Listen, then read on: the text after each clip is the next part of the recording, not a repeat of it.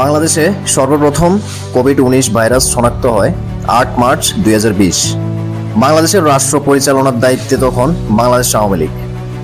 সারা বিশ্বের উন্নত সব রাষ্ট্র যখন এই করোনা ভাইরাসে হিমশিম খাচ্ছিল, তখন বাংলাদেশ নামক রাষ্ট্রটি কিভাবে মোকাবেলা করেছিল এই করোনা পরিস্থিতি, আজ তার কিছু অংশ জানার এবং আরেকবার জানানোর চেষ্টা করতে চাই। এত বড় একটা বিপদ কিভাবে মোকাবেলা করেছিল আওয়ামী লীগ সরকার, আমরা কি তা ভুলে গিয়েছি?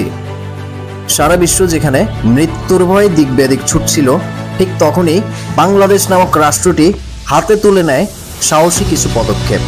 সর্বপ্রথম বাংলাদেশ আওয়ামী লীগ সরকার নজর দেয় মানুষকে সতর্ক করার লক্ষ্যে এবং প্রতিটি পাড়া মহল্লায় এই কোভিড-19 ভাইরাস থেকে কিভাবে নিজেকে সুরক্ষিত রাখা যায় তার প্রচারণা চালায়। জনজীবন যেন আতঙ্কিত না হয় সে বিষয়ে বিশেষ গুরুত্ব সহকারে কাজ করা হয়। পাড়া মহল্লায়, শহরে, গ্রামে সব জায়গায় একটি নির্দিষ্ট সময় বেঁধে দেওয়া হয়, যার মধ্যেই সবাই সবার দৈনন্দিন কাজগুলো সেরে নিত। সন্ধ্যার পরপরই আইন শৃঙ্খলা রক্ষাকারী বাহিনী কেউ যেন বাহিরে অযথা ঘোরাফেরা না করে তা নিয়ন্ত্রণের লক্ষ্যে পুরো দেশেই রীতিমতো টহল দিয়ে কিছুটা নিয়ন্ত্রণের চেষ্টা করে। সারা বিশ্ব যখন অক্সিজেন সিলিন্ডার সংকটে ভুগছিল, ঠিক তখনই আমাদের বন্ধুরাষ্ট্র ভারত সাহায্যের হাত বাড়িয়ে দেয়। সর্বপ্রথম আমরা আমাদের বন্ধুরাষ্ট্র ভারত থেকে অক্সিজেনের সরবরাহ পাই এই ক্রান্তি লগ্নে। তার পাশাপাশি সারা বিশ্ব যখন অক্সিজেন সিলিন্ডার সংকটে ভুগছিল, ঠিক তখনই বাংলাদেশের প্রশাসনে কর্মরত থাকা সবাই হটলাইন নাম্বারের মাধ্যমে সারা বাংলাদেশের যে কোনো জায়গায় 10 থেকে 15 মিনিটের মধ্যে অক্সিজেন সিলিন্ডার সরবরাহ করার কাজে নিয়োজিত ছিল। সরকারি দপ্তরের সকল কর্মকর্তা কর্মচারী নিজেদেরকে এই জরুরি সেবায় নিয়োজিত করেছিল মাননীয় প্রধানমন্ত্রী জননেত্রী শেখ হাসিনার নির্দেশ মোতাবেক। কারো যদি জরুরি প্রয়োজনে অ্যাম্বুলেন্সের প্রয়োজন হতো, তাহলে হটলাইন নাম্বারে কল দিলেই বাসায় চলে যেত অ্যাম্বুলেন্স। আর এই অ্যাম্বুলেন্স সরবরাহ করার কাজে সার্বিকভাবে সহযোগিতা করে সরকারি এবং বেসরকারি প্রতিষ্ঠানগুলো। কোভিড-19 পরিস্থিতিতে অনেকে চাকরি হারিয়ে বেকার হয়ে পড়েন, অনেক পরিবার খাদ্যের অভাবে ভোগে।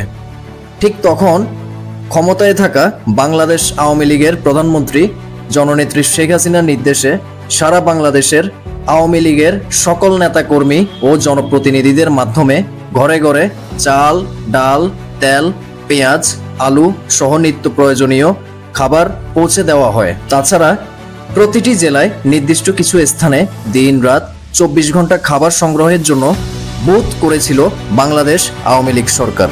নির্ধারিত খাবারের বুথগুলো থেকে যে কেউ চাইলেই খাবার সংগ্রহ করতে পারত। শুধু তাই নয়, প্রতিটি জেলার আওয়ামী লীগের জনপ্রতিনিধিদের মাধ্যমে মাননীয় প্রধানমন্ত্রী জননেত্রী শেখ হাসিনা করোনা পরিস্থিতি মোকাবেলা করার জন্য প্রতি পরিবারে জনপ্রতি 2000 থেকে 5000 টাকা আর্থিক সহায়তা প্রদান করেন। ঘরবাড়িতে জনপ্রতিনিধিরা নিজেরা গিয়ে গিয়ে সকলের সুবিধা অসুবিধার খোঁজখবরগুলো রাখার চেষ্টা করতেন। শুধু তাই নয়, সারা বিশ্বের উন্নত রাষ্ট্রগুলো যেখানে কোভিড-19 পরিস্থিতি মোকাবেলার জন্য বিনামূল্যে ভ্যাকসিন দিতে অপারগতা স্বীকার করে, ঠিক তখনই বাংলাদেশের সকলে মাননীয় প্রধানমন্ত্রী জননেত্রী শেখ হাসিনার কারণে বিনামূল্যে কোভিড-19 ভ্যাকসিন পায়। আওয়ামী লীগের জনপ্রতিনিধিরা পাড়া মহল্লায় সবাই যেন ভ্যাকসিন পায় সে বিষয়ে নিশ্চিতে দিনরাত অক্লান্ত পরিশ্রম করে। হাসপাতালগুলোতে যখন সিট পাওয়া যাচ্ছিল না, তখন সারা বাংলাদেশে অস্থায়ী আইসোলেশন সেন্টার স্থাপন করেন মাননীয় প্রধানমন্ত্রী জননেত্রী শেখ হাসিনা, যেখানে কোভিড-19 ভাইরাসে আক্রান্ত রোগীদের 24 ঘন্টা সব ধরনের সেবায় নিয়োজিত ছিল ছাত্রলীগ, যুবলীগ, স্বেচ্ছাসেবক লীগ সহ আওয়ামী লীগের সকল অঙ্গ সংগঠনের নেতাকর্মীরা। সারা বাংলাদেশে যখন কোভিড-19 ভাইরাসে আক্রান্ত হয়ে একের পর এক মানুষের প্রাণ যাচ্ছিল, তখন ভয়ে পরিবারের লোকেরা ধর্মীয় রীতি মেনে শেষ কার্য সম্পন্ন করার জন্য এগিয়ে আসার সাহস করেনি।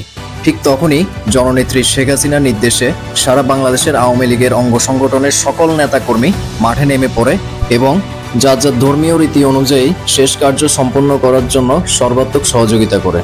কিভাবে আমরা আওয়ামী লীগের এমন অবদান ভুলে গেলাম? কিভাবে আমরা মাননীয় প্রধানমন্ত্রী জননেত্রী শেখ হাসিনার অবদানগুলো ভুলে যাচ্ছি?